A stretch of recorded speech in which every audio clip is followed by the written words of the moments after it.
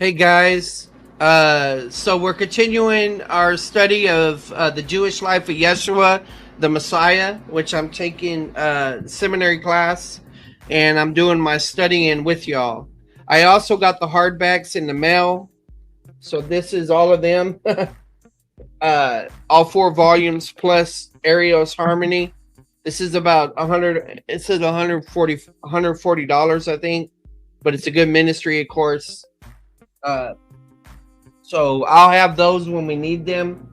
I also have the digital stuff that we'll be interacting with as well, and I'll show you the free stuff that we'll be using, which we have been using before. Janet's with us, but she's eating right now, so she will be interacting in a moment. But yes, Truth Gardener, you made it with us, so that's cool. All right, so let me share my screen. I'll just remind y'all what I did in the previous 2 things, but I'll be a lot quicker with it. I just want to remind you that you can go to the YouTube here. Let's just go to Tacoma Bible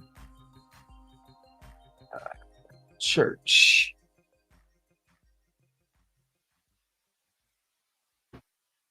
This one right here, Tacoma Bible Church.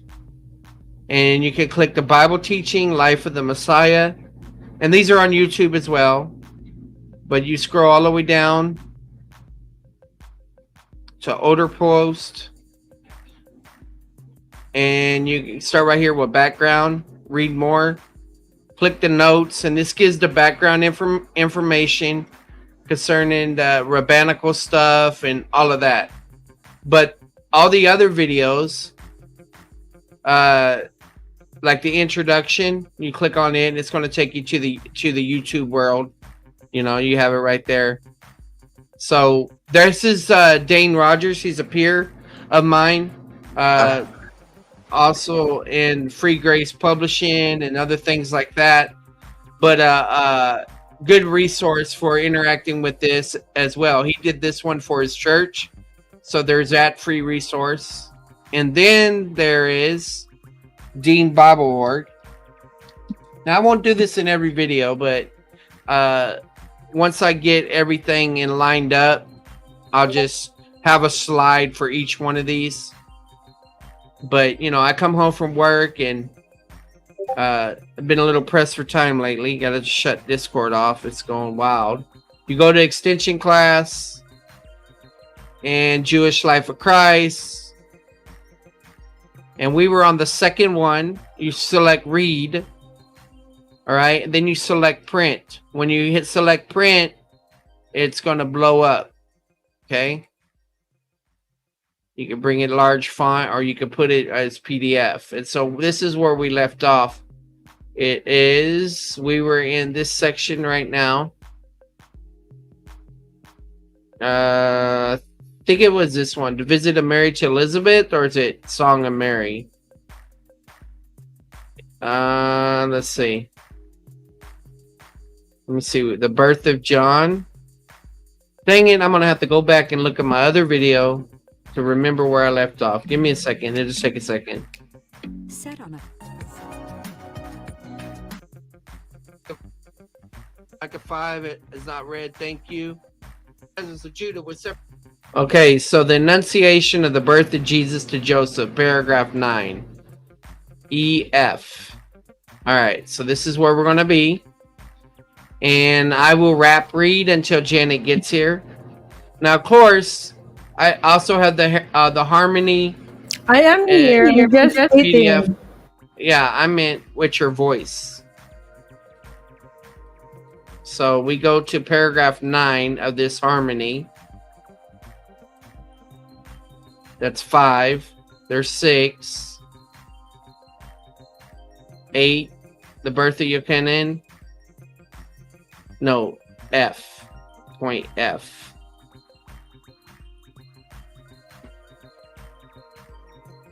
Annunciate broke to Jesus.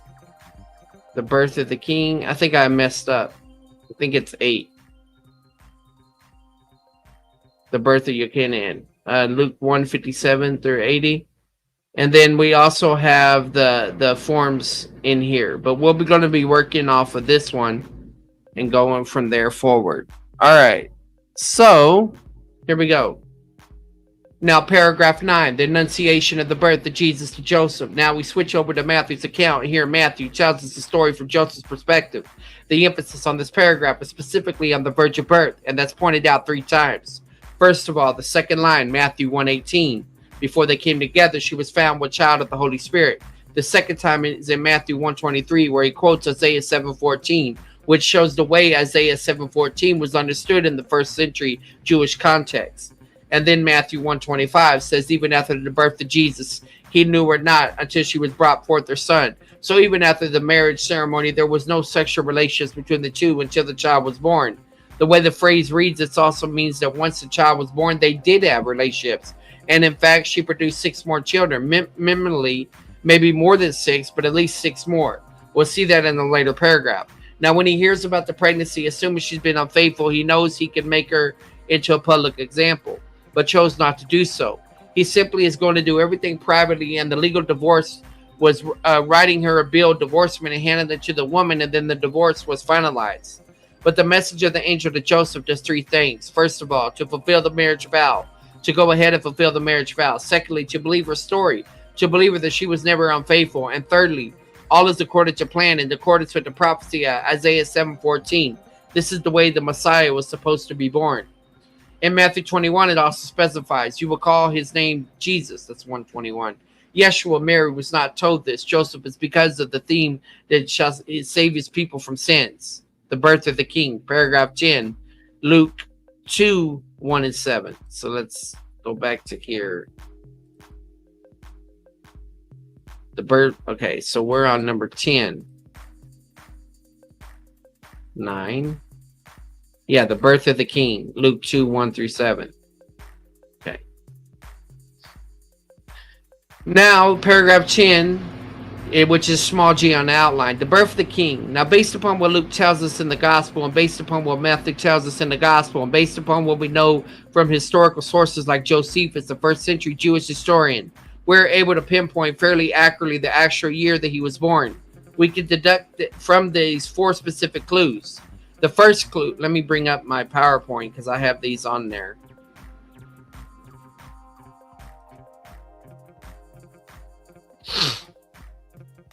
Okay.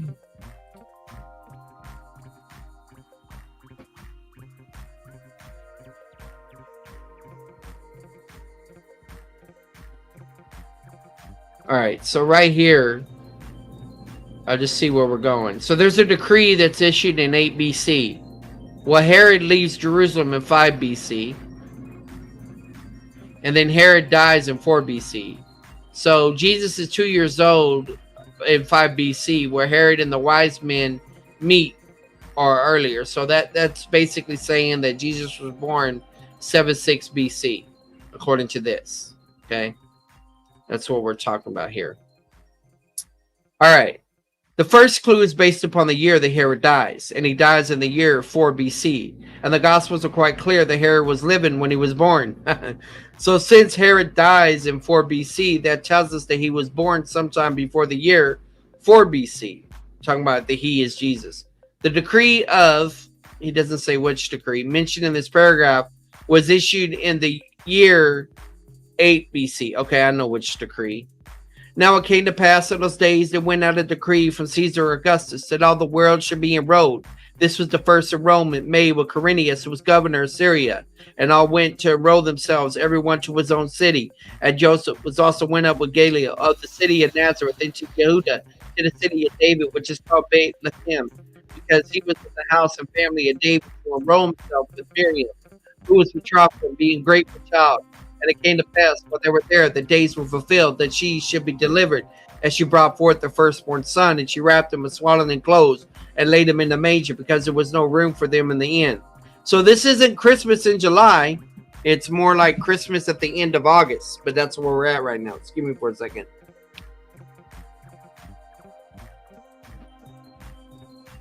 All right.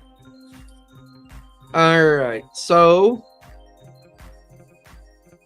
he was born somewhere between the year 8 and 4 BC. Let's see. Yeah.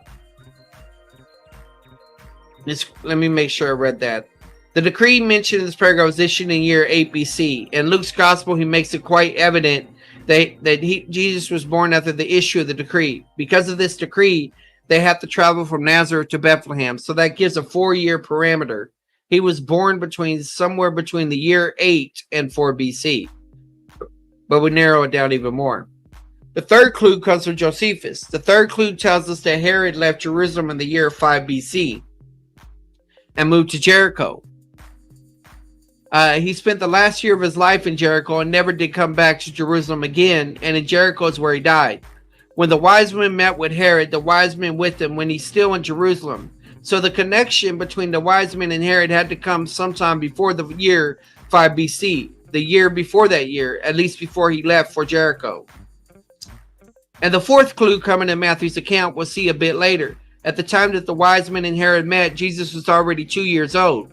So putting all these 4 clues together, we can surmise he was born between that time. What was it, 6 and 7 BC? What happened here? Computers are wonderful when they work. Well, there's a Jewish story about Adam and Eve I could tell you in the meantime. So I guess his computer was messing up. The story is that after they were thrown from the garden, Eve developed a very suspicious attitude. She got to the point where she felt where maybe God will create a new wife for Adam as a punishment to her, and she wouldn't know about it. So every time Adam came to bed, she would count his ribs. Another story is that one day Adam came home from work and Eve asked him a very wifely question. Adam, do you love me? Adam said, who else?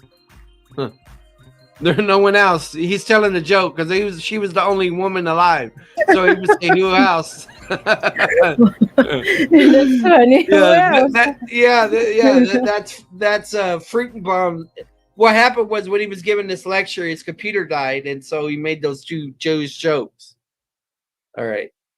You ready to read now, Janet? I'm still eating. All right. Now, putting these 4 clues together, we can conclude that he was born between the year 7 and 6 BC. In other words, Christ was born between 7 and 6 before Christ. There. You get that? Yeah, you wouldn't say it's weird, right? If you say 7-6 BC, that's why it might be better to say before Common Era. But still, it sounds weird. Could there be contradiction because some earlier miscalculations? Now, as to why they would have to travel for taxation purposes, keep in mind this was not income tax per se. It was what was paid at Nazareth. This was land taxes. And apparently because of the house of David, they did still have some ownership of property in Bethlehem area. And that would be the purpose for traveling down to Bethlehem for that purpose. The announcement to the shepherds, paragraph 11, Luke 2, 8 through 10. Now, paragraph 11, the annunciation to the shepherds. Now, Luke 2:8 said, and there were shepherds of the same country abiding in the field, keeping watch by night over the flock around Christmas time every year in front of many churchyards and lawn, even in front of many private homes and so on. You have certain things erected. I'll come back to that point later. But also on the radio, Christian radio and TV, you always have some people coming out to preach their favorite Christian sermon, which is the controversy that he could not possibly have been born on December 25th. Because you would not have shepherds of sheep out in the field in the month of December. Yeah, but you have a mild winter. I think it's at the same latitude as Waco, Texas. I've lost count of how many times I heard people make such a statement. If you hear someone make such a statement, it gives only one fact away. That's because they've never been to Bethlehem in December. All right, so I'll just show y'all this. Bethlehem temperature in the winter. Let's do average.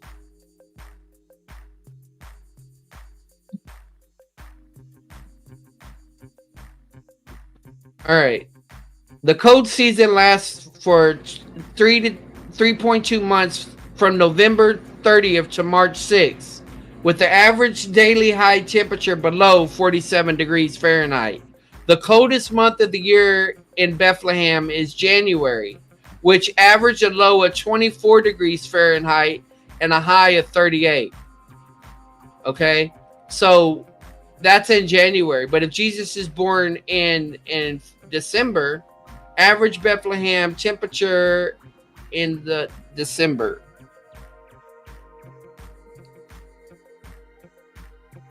I've done this many times. But the average temperature in Bethlehem for a typical day ranges from as high as 41 to as low as 27 -3. Some would describe it really cold with a gentle breeze. But let's see. Latitude of Waco, Texas.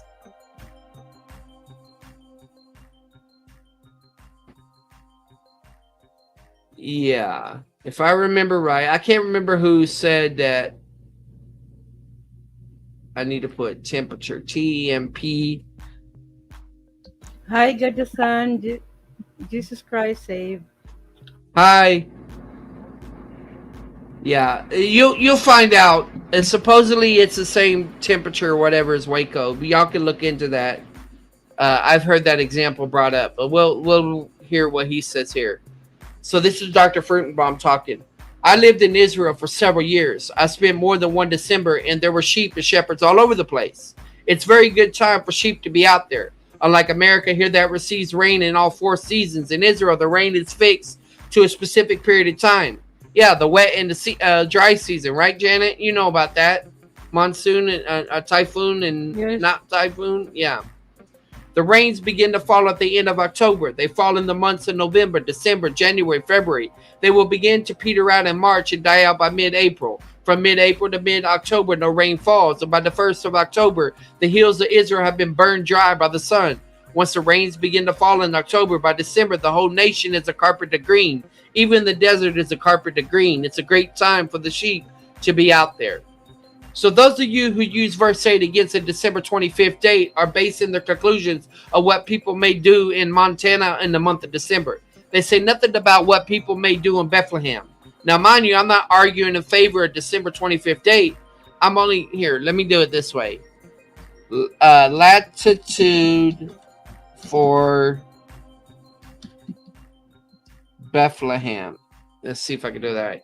All right, so 31 north, 754 and then 35 2024 east. Okay, latitude to Bethlehem, and let's see if we can do 2 of them. Waco, Texas.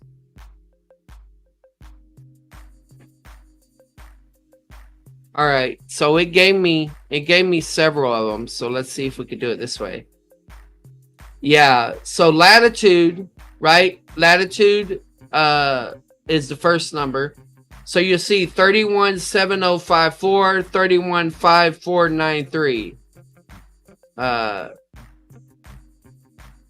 Anyway, y'all go further than that. I keep getting distracted to do that because I've done it before, but you can always do it in a more sophisticated way. I guess I'm not being very sophisticated right now. All right. Let's see. He says, I'm not arguing in favor of December 25th date. Well, I don't have a problem with it because of Hanukkah, but anyway, I'm only saying verse 8 cannot be used against it. But again, we have enough information to date the time he was born somewhere between the year 7 and 6 BC. We do not have enough information to know when during the year he was born. We simply don't know. He may very well have been born on December 25th, or may have been born on July 4th in anticipation of American Independence Day. We don't know during when the year he was born. He's being funny again. But more significance would happen on this occasion. In Luke 2:9, the Shekinah glory appears in one of its more familiar Old Testament forms in the form of light. An angel also appears for the purpose of interpreting the appearance of light, and a message to the shepherds of 3 things. Number 1, do not be afraid of what you're seeing. Secondly, what they're shown is that the Savior has just been born. Jerusalem had many saviors in her history. The book of Judges, the judges of the book were all saviors. What makes this one different? That this third point at the end of verse 7, this one is Christ the Lord. That is the Messianic Savior. And now these shepherds are instructed to go find the child, but there will be many babes in Bethlehem. How could they know they found the right one? Luke 2:12 says, and this is the sign unto you. The word sign by itself does not always require the miraculous, but minimally requires something unusual, something out of the ordinary to serve as a sign. or something that points to something. There are two elements in the sign. Number one, you will find a babe wrapped and swaddled in clothes. And number two, lying in the manger. We take these individually in reverse order. The fact that the baby's lying in the manger tells the shepherds not to look into private homes, but look inside stables. The stables were not separate buildings like the Western farmers have, but caves throughout the hill country of Judah, where Bethlehem was located, would be used for housing animals on bad weather days. If it was not a bad weather day, they could be kept outside. And so look among the stable caves. That's one option if you take it as the cairns. But another option, let's see if I can do it in Logos. Let's see if I can do it here. House in Bethlehem, first century.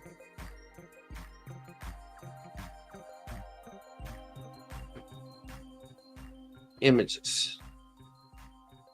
Yeah, these are the typical ones that are brought up. This guy got this one from Logos. And you'll see people that bring it. It's sort of like Janet's house. Except Janet has cats in the bottom. That's not it. This one. Come on. Alright, fine. I'll do it this way then.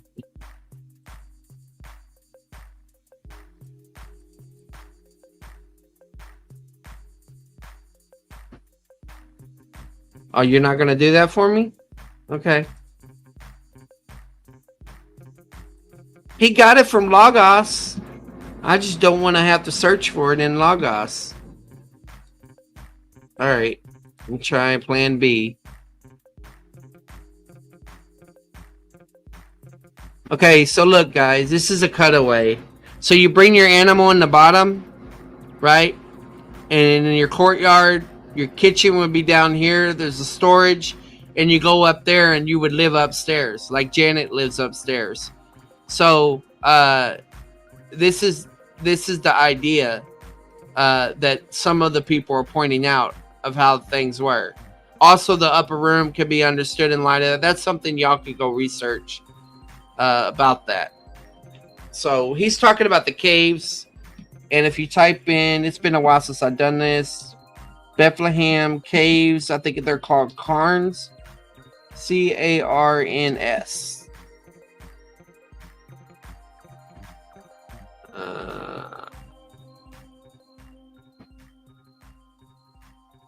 Cave, there was traditional side of Jesus' birth, church and activity. I wonder where I got the word cairn. I mean, just Bethlehem cairns. I don't know. Somewhere in my brain, I came across the word cairn. What is a cairn by itself? Let's find that out. You have a wrong spelling, that's why. No, this is how it is in my brain. Cave.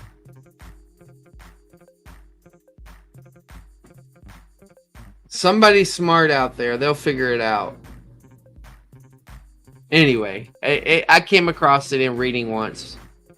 Or maybe I had a bad dream and it was stuck in my dream and I can't tell fact from reality. But regardless.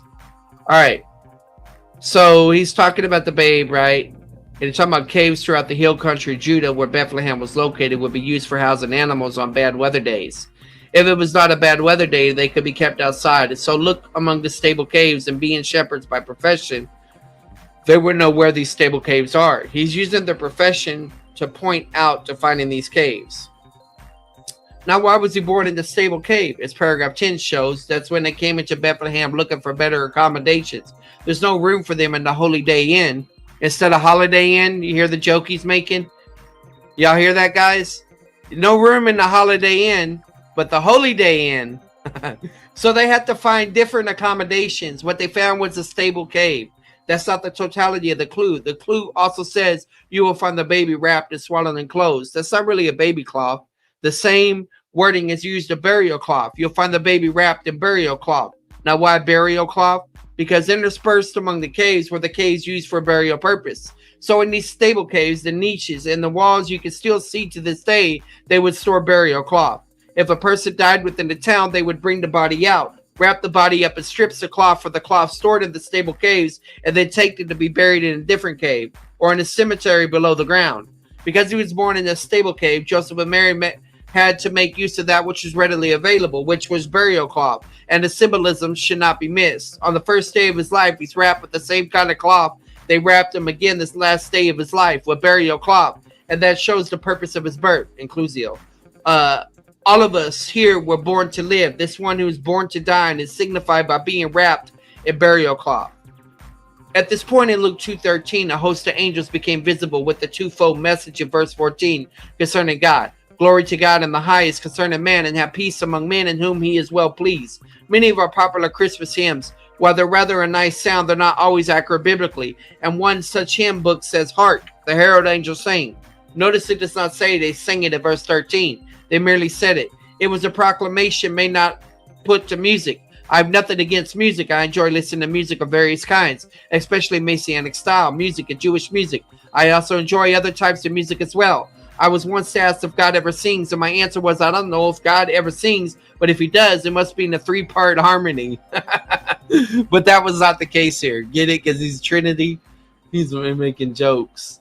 As a result of these two clues, they were able to find the right child. And in Luke 2:15-20, we have the first recorded Jewish worship of the Messianic king initiated, notice by means of the Shekinah glory. Now, verse 19 says, Mary kept all these things, pondered them in her heart.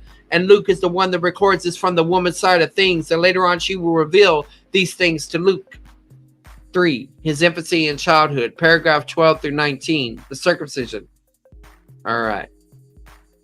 Now on your outline, we come to point 3, his infancy and childhood, comprised in paragraphs 12 and 19. And in paragraph 12, we have the circumcision. And as it was with John, what happens to the herald, what happened to the king. Although they already know what the name is, they did not officially give him the name until he's 8 days old. When 8 days were fulfilled for circumcising him, his name was called Jesus, Yeshua, which was so called by the angel before he was conceived in the womb. Yes. Now, circumcision was commanded under 2 Old Testament covenants. First of all, the Abrahamic covenant, and here again by the Mosaic covenant. Yeah, this is what this was talking about.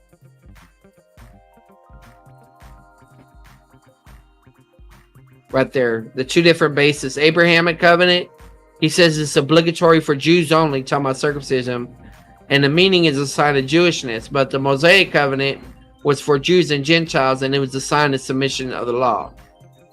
Get you another drink of water.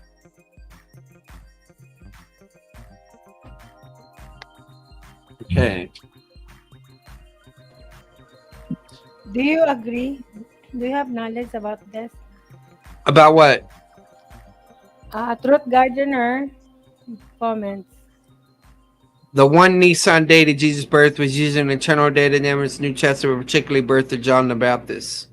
Is that by going by Harold Honer's timing or Sir Richard Anderson? I think Honer's more accurate than Anderson. But there's another study that's come out recently about I can't remember who it is, that's supposed to be even more accurate than Honer. But I can't remember. Maybe we'll get into it in the future. All right. Thank you. Yep. All right. And circumcision in the Abrahamic covenant was a sign of the covenant and a sign of Jewishness. In the Mosaic covenant, it was obligatory for both Jews and Gentiles. So those Gentiles who wished to partake of the covenantal blessings would have to undergo circumcision. It was the means of submission to the law. That's why Paul warns the Galatian Gentiles that if they submit to circumcision, they have to keep the whole law, not just this one commandment. And he was circumcised under both covenants, the Abrahamic covenant, which made a sign of his Jewish identity, and then the Mosaic covenant, that means the submission to the law. With Messiah's death, the Mosaic covenant has come to an end. Today, there's no basis for circumcising anyone, either on the basis of Jews or Gentiles on the basis of that covenant, Mosaic covenant. I bet young Don wish he would have realized this. The Abrahamic covenant is an ongoing eternal covenant. It still requires even Jewish believers today to circumcise their sons on the 8th day. So people condemn Paul for circumcising Timothy, but the Bible itself makes no such condemnation. In Acts 15, he would not allow the circumcision of Titus. In Acts 16, he himself authorizes the circumcision of Timothy. What's the difference? Timothy had a Jewish audience and Titus did not, which put Timothy under different covenantal obligations. I'm not sure his dating was due. I'll check. It was on biblical archaeology site that seemed authentic. Okay. Need a chicken order. Why's my throat messing up? My goodness, really? Sorry. Now, one more thing about circumcision. It shows the faith and obedience of the parents, not the child. Indeed, it shows the faith and obedience of the parents, not the child. Pa'ula ulit. Repeating. If at the age of 8 days the child had a choice to make, he would probably choose to forego the experience. You ready to read? There is a purpose. Oh! No. You have a fast reader, so. Okay.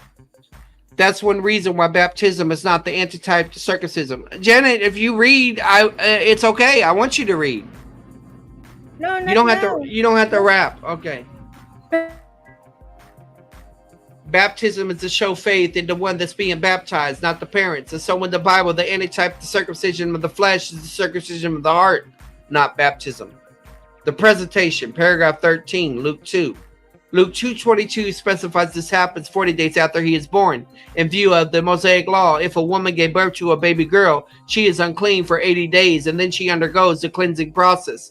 If she gives birth to a son, then she's not clean for 40 days, and then undergoes the process of cleansing. That's because girls are double trouble. That's why. They take longer to clean, why is right? That girls are double trouble, Charlie. I don't know. We have to look that up. Yeah. I'm opposed. Yeah, or maybe it's because girls want to be clean, and so they're clean double. You know, they gotta. Even in Quran, in Muslim, my goodness, there have issues of woman. Yeah. Well, the Quran just copies the Bible and the Old Testament, and also other Bedouin beliefs at that time. Oh, okay. Yeah, makes sense. The first purpose is the ceremony of purification of the mother, and the offer she provides in verse 24 and 25 is a pair of turtle doves and 2 young pigeons. One was used for a sin offering, and one was used for a burnt offering. But the fact that she offers a bird shows their economic status, because you're only allowed to offer birds when you cannot afford anything better. Yeah, but some people point out that they didn't bring a grain, so that means they at least had enough money for the pigeon, the turtle dove. This shows they were on the poverty level. That fulfills, for example, Isaiah 11:1. As 11:1 prophesies, Messiah appears only when the mighty house of David has been reduced to a stump from what it was in Jesse's day. The second purpose is for the redemption of the firstborn, because the firstborn of humans, the firstborn in animals, belongs to God, and therefore for the kosher animals they will be sacrificed. Unkosher animals would be a substitute for sacrificing. For firstborn of males, there would be the payment of a price. That's the purpose of this visit, to cleanse the mother and to provide the redemption of the firstborn. But here they have an encounter with 2 individuals. Again, this is Luke's account, giving us a woman's and Gentile perspective. The first one is Simeon in Luke 2:25, who was righteous and devout, looking for the consolation of Israel. He was a member of the remnant of the day, a believer, and God had revealed to him that no matter how old he might get, he will not die till he sees the Messiah personally. He recognized in this 40-day-old baby the fulfillment of that promise. So now he's ready to die. It says in verse 29, "Now let your servant depart, O Lord, according to your word of peace, for mine eyes have seen your salvation, which thou hast prepared before the face of all peoples." Now keep in mind, he was not speaking English. He wasn't speaking Greek. He was speaking Hebrew. And there's a play upon words here, because the play upon words has to do with mine eyes have seen your salvation. And again, Yeshua, Jesus in Hebrew is Yeshua, meaning salvation is a name. As a noun, just add another syllable, Yeshua. Excuse me, Layman. What do you want me to do with this? What is this? 7 pattern. I don't know what are you showing me? I didn't show you. Go to the. I don't want to pull it out. His comments. Oh, there's somebody saying something? All right. Let me. My chat messed up. If you see something, is it a cuss word? What is it, Janet? Oh boy, you teach nothing. That's what he said. Who are you seeing? Uh, It's not on mine. 7 pattern. Oh boy, you teach nothing. What are you teaching? I'm teaching nothing to you. Keep watching nothing. We're gonna read to you nothing, and then you can go back and tell everybody that you learned nothing. And thank you so much for having nothing to contribute. You get you get what you put in. Your attitude determines your reception. You know. So yeah. so mine eyes have seen your Yeshua, your Yeshua, your Jesus, and notice that his coming is to benefit the same two groups as Zechariah sang about in verse 32. Number one, a light for a revelation to the Gentiles. Again, the Gentiles were all sitting in darkness, and the shadow of death upon them. The Messianic light would shine. The second, the glory of your people Israel. And Janet, he's on your channel. He's not on mine. Oh, how do you know? Because he's not on mine, so he's got to be on yours. Duh. Oh, really? I don't know. Also, my Well, subscriber. yes. Or Oh, your viewer, he's viewing it on your channel. Up to now, oh, all of this has been positive, but now he has something negative to say to Miriam in Luke 2:34. Behold, hi, Sis this child. Elizabeth. Hey, Sis Elizabeth. Behold, this child is separate to fall and rising up of many in Israel for a sign that is spoken against. And the point is that as a result of this one's coming, he will result in being a new point of division in the Jewish family for those who believe are rising, for those who unbelieve are falling, to prove to be the stone of stumbling and the rock of offense, and one against whom people will speak. Then he says in 35, yea, a sword shall pierce through your own soul, that the thoughts of many hearts may be revealed. And the sword will begin to pierce when she sees in paragraph 61. That's interesting. I got a rabbit. Let me get my rabbit. Okay.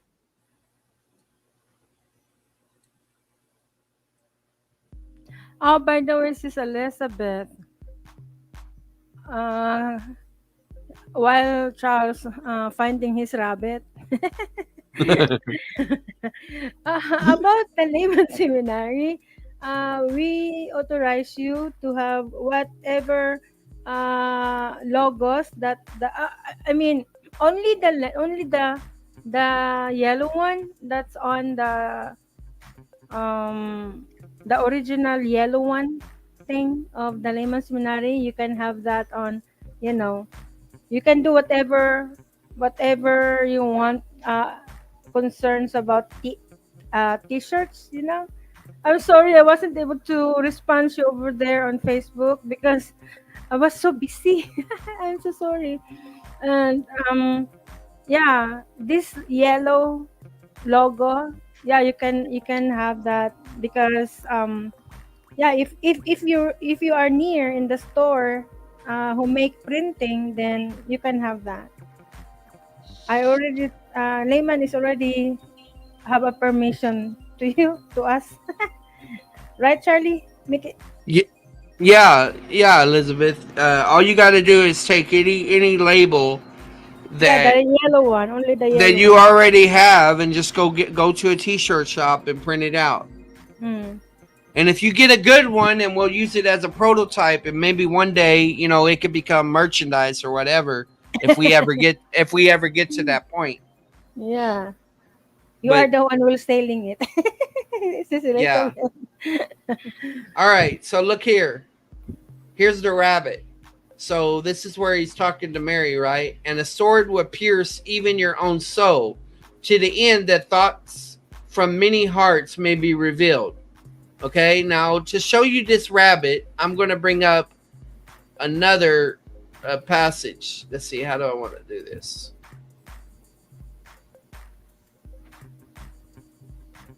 Did I do it right?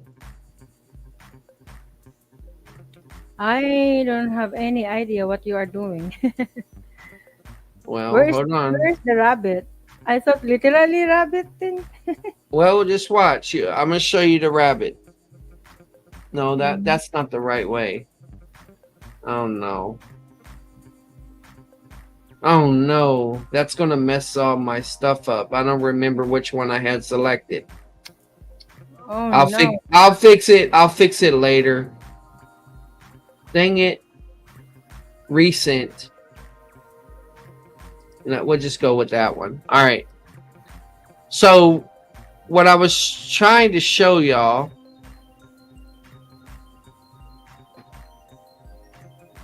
Okay. So I'm going to put this in two panels. I want to see them side by side. Right. What passage is that? Luke? Hold on, Janet. My brain is not working. I sound like my wife. Yeah, that's the thing. I'm Charles. Correction, please. You said yellow only, but you said whatever I have. Can I do the purple or the gold if I want to? It's yours. You can do whatever you want. The only one that I want to sanction eventually is the yellow one, because the yellow one is like a lure. They when they see the yellow, they bite like a fish. What's connection with the fish? Yeah. Yes, Sis Elizabeth. All right, so here now my brain can work.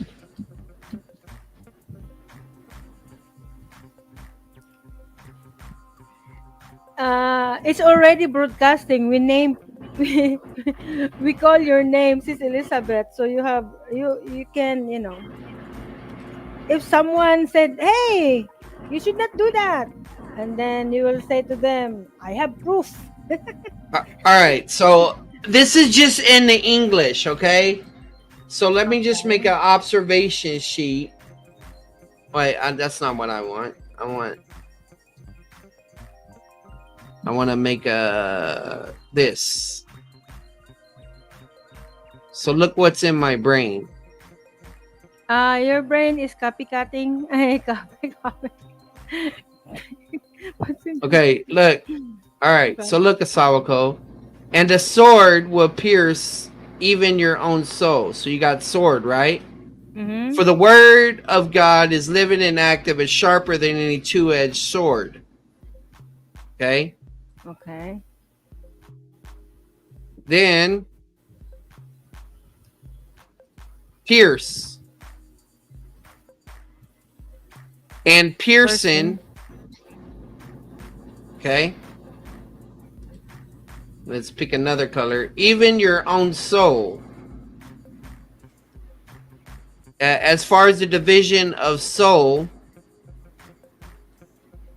to the end that thoughts and hearts may be revealed. Okay? Mm-hmm. And then, so it's a discerner. So the thoughts and hearts may be revealed. It's right here. To judge the thoughts and intentions of the heart. Oh. I What? can't remember this, but I don't think this is coincidence. I would have to look in the Greek. But Hey. this is Luke 2 and this is Hebrews 4. Okay, thank you. That's what I'm going to ask.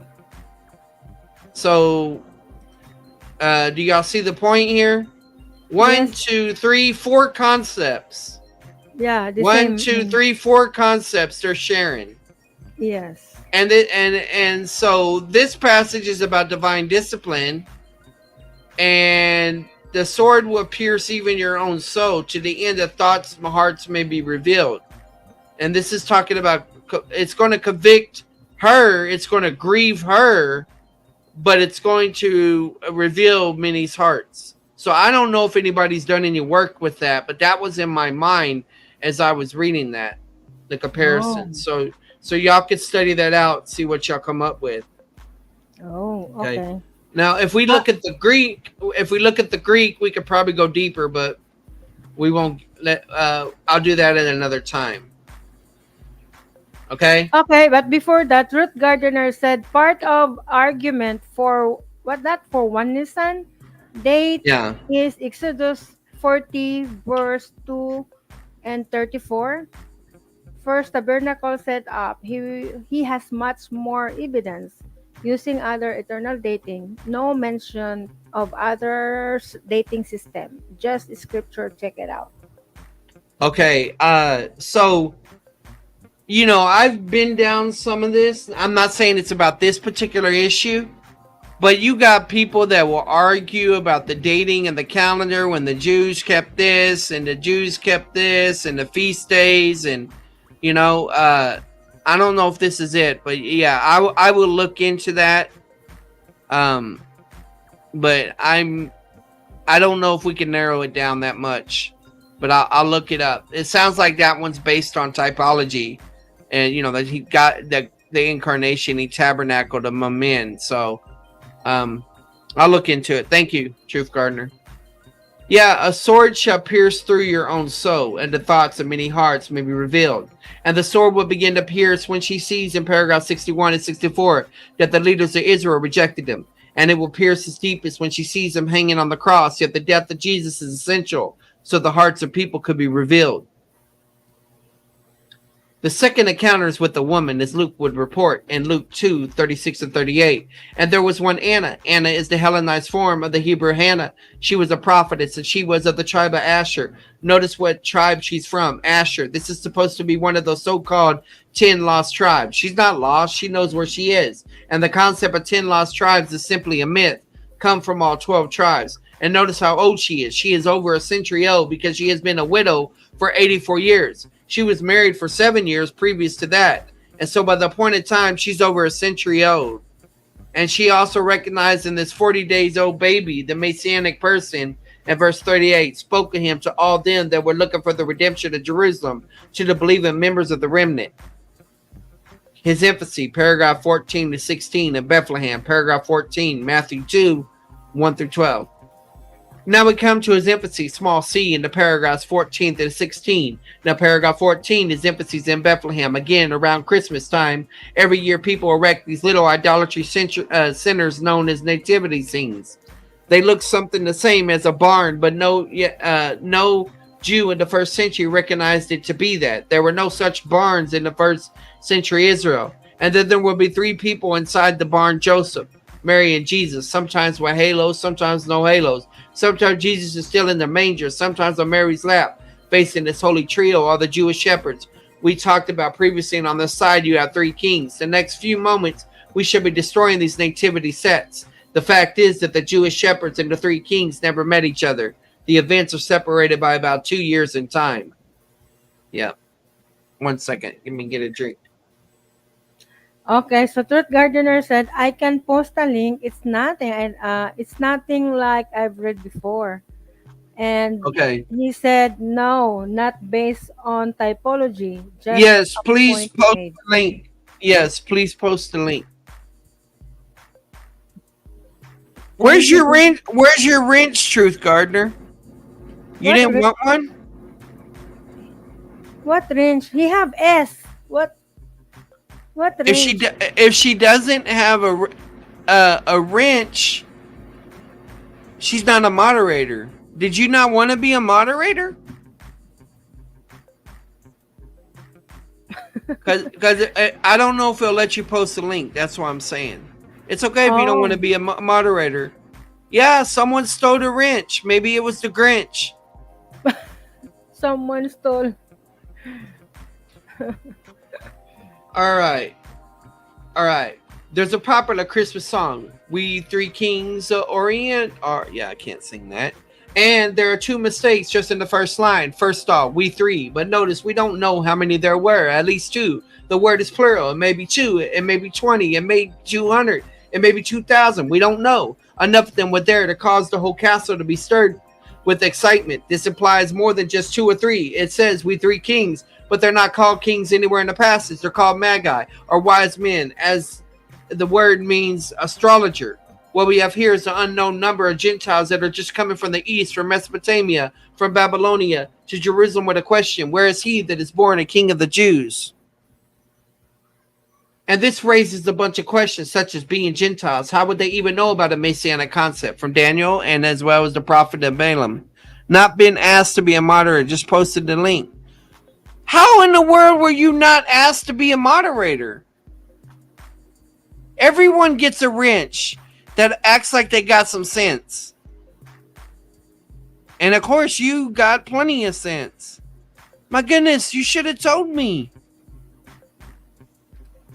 The only people that don't have wrenches are untrustworthy, unstable people, or that say they don't want a wrench. Now you can share the link. Welcome to the wrench. Is that wrench? Wrench. Okay. And this, all right. So even knowing that the birth of Jesus King, why would they want to come to worship him? After all, there were Jewish kings in the Old Testament. The Babylonian astrologers in the Old Testament didn't want to worship Jewish kings then. Why now? And does this passage really authenticate the practice of a form of Christian astrology that the Bible forbids any such dabbling? So let's answer these questions. First of all, how did they know? And the first clue is by the star they saw in the east, and the basis to interpret the Bible is simply this. We always interpret the Bible literally, unless there's something in the context that tells us we cannot take it that way. And there are 5 things about the star that tells us it's not an ordinary star. Yes, you got sense, and now you got a wrench. And there are 5 things about the star that tells us it's not an ordinary star. First of all, the star is called his star. Notice there's a pronoun at the end of Matthew 2:2. His You're star, welcome, brother. a possessive pronoun. This was uniquely Messiah's star in a way that's not true any other stars that he himself created. This was his private star. Secondly, the star appears and disappears in at least 2 or more occasions. Twice appears, disappears, reappears, disappears, maybe more than them, but minimally 2 times. Thirdly, the star moves from the east to west. But fourthly, it also moves from north to south. And then fifthly, it comes down and hovers over our house in Bethlehem. Any little star that will hover over one house in Bethlehem will end up destroying the entire planet. If our sun came down and hovered over one house here in Houston, the whole planet would become history. It's not an ordinary star as we think of a star. Now, the Greek word for star has a root meaning, which is radiance or brilliance. What we have here is what we have with the Jewish shepherds. The Shekinah glory is a form of light up in the heavens. Some was shown to them that this is the birth of the Messianic king. Now, keep in mind that in those days, astronomy and astrology were not separate disciplines. If you looked at one, you looked at the other. If you were a student of astronomy. Interesting. Okay. Thank you for the interesting link. You want me to show? Oh, Associates of Biblical Research. Yeah. They do things with Schaefer Seminary too. Oh, wow. Thank you. Yeah, I'm going to pin that out. You're going to pin that out. All right. If you were a student of astronomy, you were also a student of astrology. They were not separate sciences, but if anybody would notice a new light up in the heavens, it would be this men. This was their profession. And just as God used the profession of the Jewish shepherds to find the right stable cave, he now uses the profession of the astronomers to light up the heavens. But being Gentiles, how would they know about a Messianic king? All of the prophecy we have about the first coming, of which there are quite a few, only one gives a timetable for the first coming, and that is Daniel 9:24 and 27. Daniel spells out how many years would transpire before the coming of the Messiah.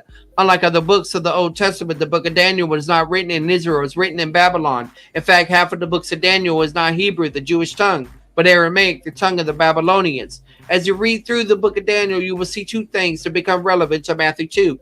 First of all, you will notice that Daniel became the head of Babylon's school of astrology, not because he practiced astrology as a loyal Jew to the Mosaic law. He would not dabble in astrology. He became the head only because of the lack of spirituality and insights in Nebuchadnezzar.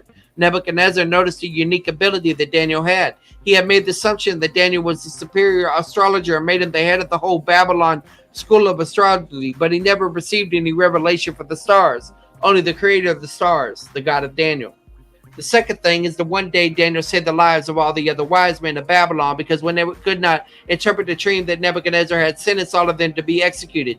Among the ones that were sent to be executed and arrested was Daniel. He asked the audience with the king and interpreted the king's dream. By so doing, he saved the lives of all the others. And no doubt, as a result, many of them turned away from worshiping the stars and began to worship the creator of the stars, the God of Israel. And they had in their possession a book written by the former head, Daniel, given a timetable for the first coming. So when they saw this new light up in the heavens, if the timing was right, they figured that it could be the sign that the king has been born.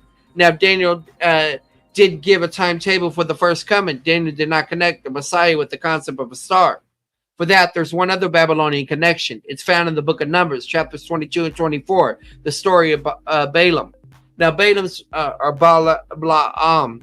Now, Balaam's reputation was that whosoever Balaam blesses will be blessed, and whosoever he curses will be cursed, which is a reference to Genesis 22:12:3, the anti-Semitism clause. Because of the reputation of the king of Moab hires Balaam to curse the Jews, and 4 times he is upon a high mountain and looked down upon the Jewish encampment. 4 times he opens his mouth to curse the Jews. All 4 times God took over the tongue, and he ended up blessing the Jews instead. In these 4 blessings, we see several messianic prophecies, including the one in Numbers 24:17. A star will rise out of Jacob, and the scepter of kingship will be given. It was Balaam that connected the Messiah with the star and kinship. As a result, we have both the star connection and the kinship connection. And by profession, Balaam was an astrologer, and twice we're told he came from Babylonia, Numbers 22:5 and Numbers 23:4. For the Balaam connection, the Daniel connection, when they saw the light in the heavens, they figured that to be a sign that they came to Jerusalem. Now, why Jerusalem? As a city of David. And this context shows that while they had the knowledge of Daniel, they didn't have the book of Micah. And Micah 5:2 prophesied Bethlehem, not Jerusalem, will be the place of Messiah's birth. They did not know this. For them, the logical place for the Messiah to be born would be the Jewish capital, and that was Jerusalem, not Bethlehem. And and to Jerusalem they came, causing a stir that reaches the ears of Herod the Great. Now, for some reason, he calls the wise men in Matthew 2:5 and 6. Notice he also calls in the Jewish leaders to tell them about the Micah 5:2 prophecy. And verse 7 says, Then Herod privately called the wise men and learned of them carefully what time the star appeared. How long had it been since the star first appeared? As paragraph 15 points out in verse 16, it appeared 2 years earlier. So again, by now, he was already 2 years old. For those reasons, they sent them to Bethlehem to find a child and report back to him. But as they head down for Bethlehem, how do you find a 2-year-old? Do you go to house, or the door if you see one? How do you know it's the right one? Well, the star that previously disappeared at verse 9 reappears. Lo, the star which they saw in the east went before them, and now moves north to south till he came and stood over, literally in the Greek, hovered over where the young child was. No need to go house to house, door to door. The light came down to show them where the child was now living. Yeah, that was God's spotlight.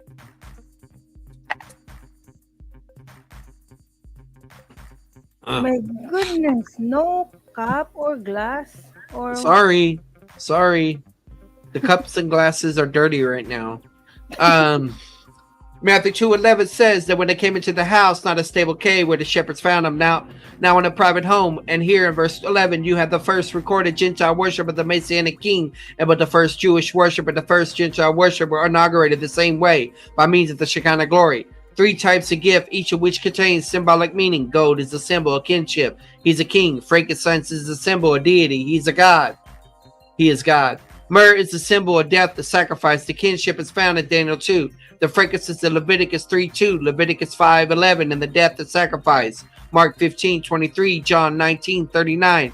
The first line of the Christmas song again is not biblical. We 3 kings of Orient are. The last line is God and King and sacrifice. Now they were to report back to Herod, but in Matthew 2:12, they're warned by God in the dream not to do so. Return to Babylonia in a different direction. In Egypt, paragraph 15, Matthew 2:13-18. Janet, you got to be out of food by now. Yeah, but I like hearing you reading so fast. Yeah, but they like hearing you read too. No, I don't think so. My reading is very low, very slow. But it sounds better. It really does. I don't think so. Now, paragraph 15 is his infancy in Egypt. Now we'll read together, all right? Ready? No, go. No. Yeah. Better you read first. No. We'll make it like a song. Let's try until the favorite wife. How about that? Yeah, well, look what it says. Try rapping it, Janet. You have a request from the Christian King. The Christian King wants you to try to rap. I don't know how to rap. I just imitate the layman. That's all you got to do. Go ahead. I cannot do that. I cannot do that. Step out in faith, Janet. You've done tougher things. Remove the link, please. Remove the comment by the Truth Gardener. It's on the screen. No, it's nothing on the screen. Oh, that's the old one then. My bad. What are you? Okay, I got it. I got it. Go ahead. Go ahead, Janet. Go ahead. Christian King, no. My goodness, Just I don't know. be yourself. I just want to read, okay? Not rapping, sound rapping. All right. So let's go together. Okay, go on. Now paragraph 15 in his infancy in Egypt. Where you at, Um, Janet? Come on. how can I Now do that? just read it. Now paragraph 15 in his infancy in Egypt. Come on, you can do it. Come on. No, paragraph Paragraph 15 is his 15 in his infancy infancy in in Egypt. Egypt. Now, Matthew's theme of kingship is Herod's fear. While historically he's called Herod the Great, I call him Herod the Paranoid. We are doing paranoid now, Charlie. Don't do this. Go ahead, keep going. Don't do this. I call him. I call him Herod the Paranoid. In his older age, he became more and more paranoid, always afraid that somebody out there was trying to take his throne away. Because of his suspicions, he killed three, maybe four, of his own son. Oh my goodness. He also killed his favorite wife. My goodness gracious. What's that? Mariam is his Yeah. favorite wife.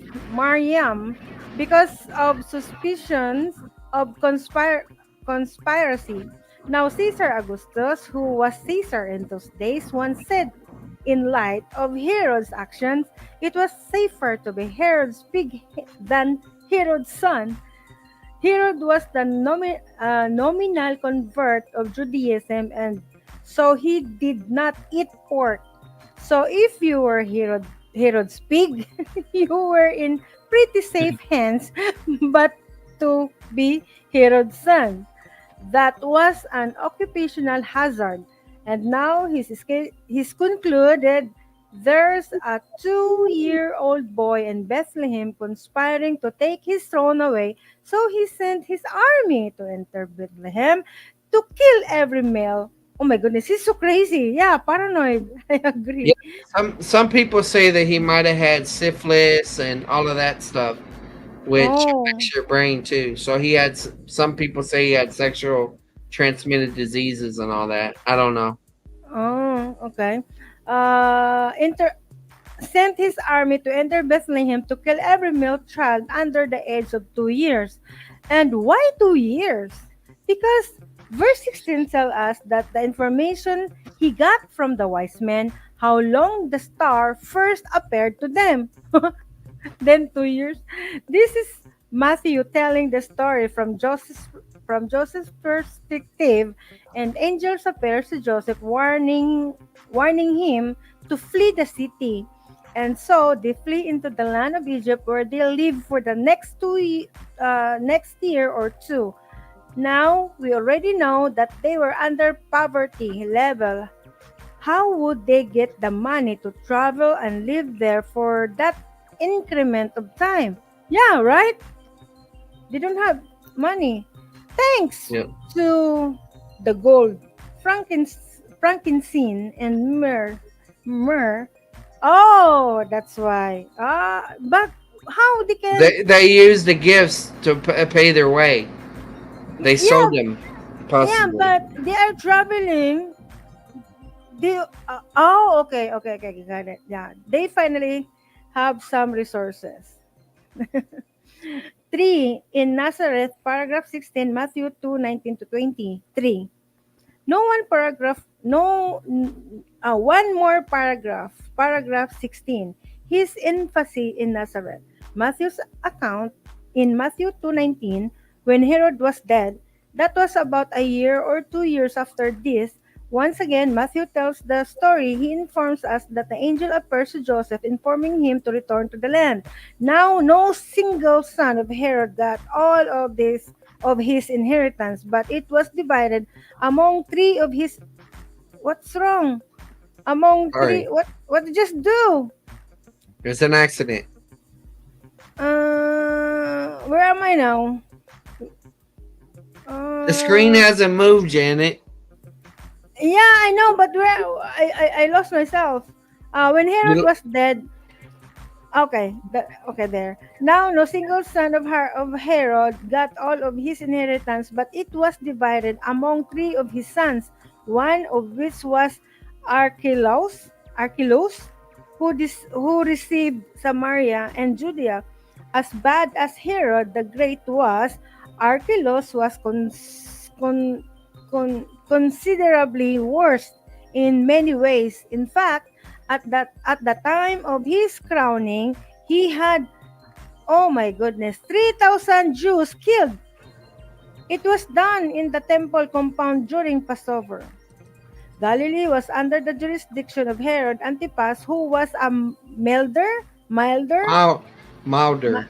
milder man, and so Joseph chooses not to go back to Jerusalem, but to go back to Nazareth. And that creates negativism of, later. Oh my goodness. And that creates a negativism later on, because while Judean look down upon Galileans, look upon the people from Nazareth, and the saying, can't anything good thing come out of Nazareth, was a common saying of that day. The rabbis used to say, if you want to get rich, go north. If you want to get wise, go south. There were no rabbinic schools in Galilee at that period of time. That began only after the fall of the first Jewish revolt failed. What's that mean? The fall, the The division. uh, I think that the first Jewish revolt is this 66 AD. Let's see. First Jewish revolt. Yeah, Oh, 66. oh my goodness. So, remember the temple was destroyed in 70 AD. Go Oh. ahead. All the rabbinic schools were in Judea, and that's where you would get your wisdom. And so, being from Nazareth would create a new negativism. Even one of his future disciples will say, can any good thing come out of Nazareth? Yeah, Jesus brothers himself. I know. What was that? Oh, What's the Nathaniel. Nathaniel. yeah, Nathaniel. I'm sorry. Yeah, Nathaniel. The other thing I want to do, but I'm not going to do it right now. That's to look again at paragraph 14, 15, and 16, and notice how the different way the New Testament quotes the Old. We'll pick it up with this point tomorrow evening. Oh my God. He's talking to himself. We're going to take a few minutes to answer any questions. Then I'll conclude with other rabbi story. Question asked. I used I used the American Standard Version, 1901. What is the difference between that and the King James? Mm, there are a lot of difference because the ASB is the most accurate translation in reliable English today. It's a lot more accurate than the King James. The King James sometimes relied too often on the Latin, like calling Satan Lucifer. Well, Lucifer is a Latin word. Isaiah didn't speak Latin, and there are also mistakes that King James has made. King James people, come and listen to us now. King James translation is not a bad translation, but it's not as accurate as the ASV or American Standard Version. And my preference is accuracy, and some have preferred order is the American Standard Version, ASB of 1901. New American Standard Version, New King James, Old King James would be my order of preference. The downside of the ASB that I use is that they do use archaic English forms like D and thou. They also use doesn't and makest and so on. If you can overcome that, I cannot overcome that. If you can overcome that, when I read it, I don't read the archaic forms. I modernized it. That's the only downside of that translation. The NIV is a paraphrase. Oh, wonder why. It's a very good paraphrase, but it's a paraphrase, and paraphrases takes liberties translation take would not take. And so if you're going to study a book for the first time, I would say you can read the NIV and get the basic argument of the book. But if you begin to study, you have to on the information I'm recommending and my observation about believers that have not progressed from milk, which is many people, Janet's quote. Many people, they cannot process meat. Anyway, believers that have not processed from milk to meat, they've not gone from immaturity to maturity, have been tested in IV positive.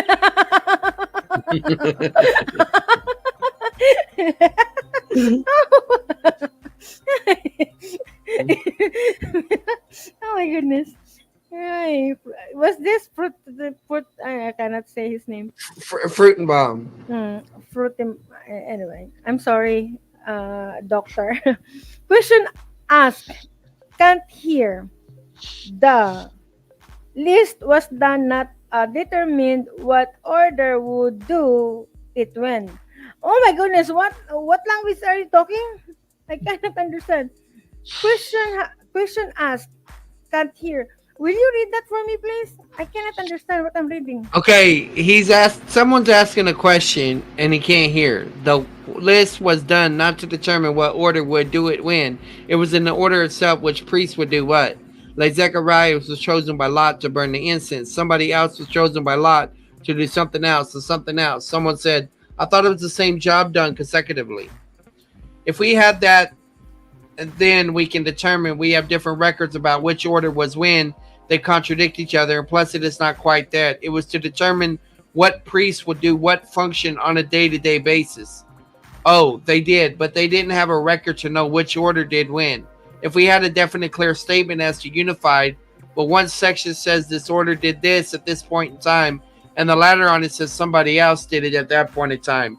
So it's contradictory statements. Enough that you cannot quite determine when he was born. So I really don't know. Some people, many try to say he was born on Passover, born on Feast of Tabernacles, but the Gospels always emphasize if he said something or did something on the feast day. If he was born on a feast day, at least Matthew would have made mention of it. I'm sure Luke would have done as well. The fact that they don't mention any feast in connection with his birth tells me whenever he was born was not a feast day. Because it was a feast day, they would have definitely brought that out. Go ahead, Janet. Here's a This story, a rabbi story. Okay, this is one of my favorite rabbi story. The background is in Judaism, we're not to pray extemporaneously. All our prayers were through prayer books. We have a daily prayer book, a Sabbath book, a prayer book for every special occasion. And a rabbi who is now retired came to realize in his old age that he doesn't know God any better now than he did when he was in a child when he was a child, and he first began using these prayer books. He made a very unusual decision. He would close the prayer book and for the first time pray with his own words, and then maybe God would answer.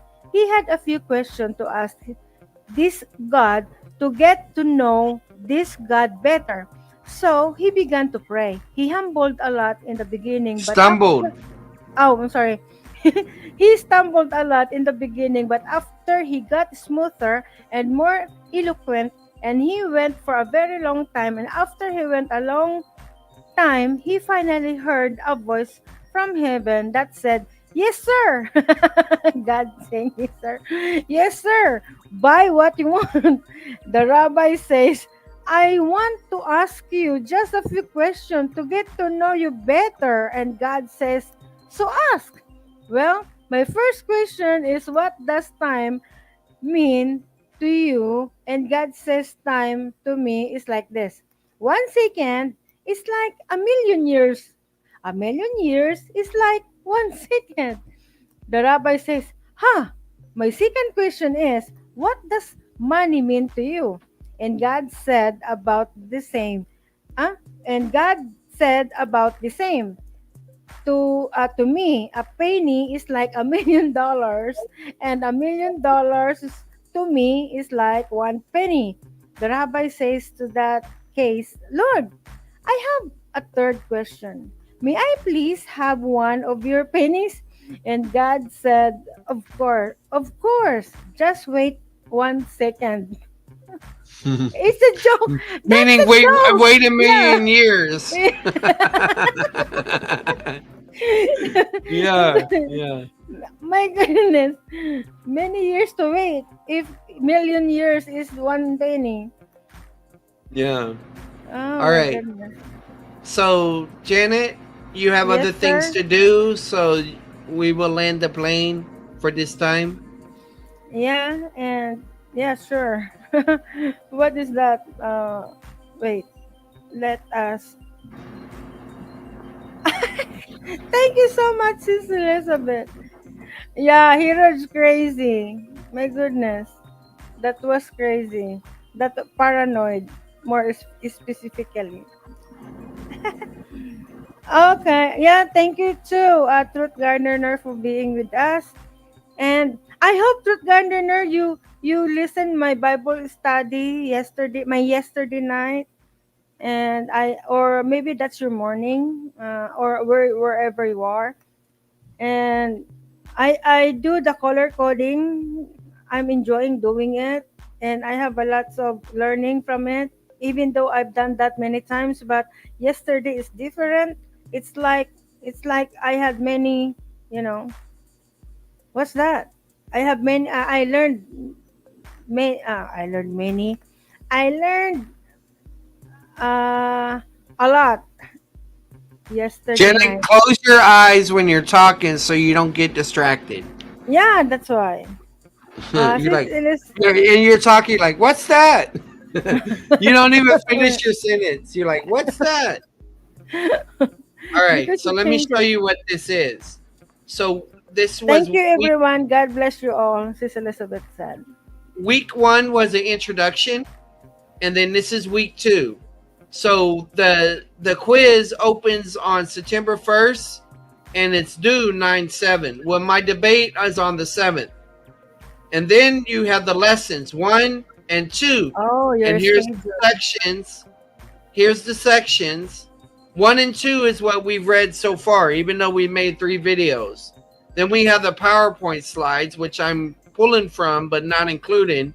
And then this is the place in the 4 volume books that I got the page numbers, and this is the bridge numbers, and this is the aerial harmony. So you're able to know like where you're at in each one of these. But the quizzes are only over the content from lesson 1 and lesson 2. Okay. But I still am held accountable to do the reading. So I'm reading different times in many different ways. And so when I'm going through the video, it helps. It helps me to do that. So that's my approach to internalize a lot of this stuff. Got it? Oh, okay. I got it. And Truth Defender said, also got to work to do. Been on live today all day. But I'm learning when I can go live. I do. Okay. Yeah, work make us busy that cannot even listen what we wanted to listen. Yep. All right, So guys, guys. I'm gonna thank you let. so much. Yep. And I'm getting tired myself, so I'll be going to sleep soon. Janet, did I show you the books? Did you see them? The what kind of books? The books that you just get from the box? Yeah. Oh my goodness. Yeah. That's your class now in seminary? Yes. Oh my gulay. Good night, Sis Elizabeth. Thank you so much. That Yeah, one, and that one has all the rabbinical stuff. I had the bridge, also an ebook. Okay, I'm gonna land the oh, plane before I crash the plane and fall asleep at the wheel. All right, okay. Thank you so much, everyone. God bless. y'all check out more content, old stuff, new stuff, and let us know what you think. God bless.